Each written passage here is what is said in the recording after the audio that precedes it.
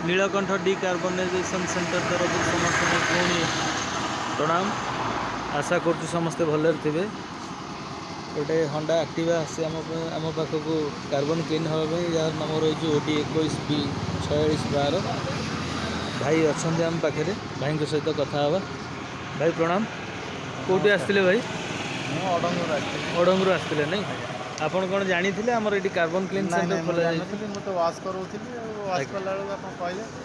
अच्छा किए आमर किए पिला आपन कहले टेक्नीशियन किए आपन जनइले यार एक्चुअली क्राइटेरिया को भाया कौन करने पड़े? एक्चुअली तार जो एत वर्ष है आम जो चलाऊ गाड़ी आज्ञा क्लीनिंग नहीं तार आज्ञा पूरा जमती रिसेट करदेव आज्ञा रिसेट कलापर आम माइलेज भी बढ़ो तार पिकअप बढ़ो सब किसी तार टे स्मूथनेस आसीज इंजिन रे।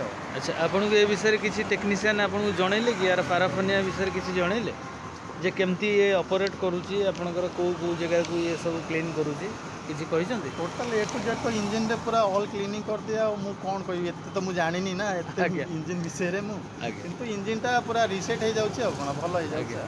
आपण एबे तो काम आपनकर चली काम पर पुणी ट्रायल करवा। Thank you.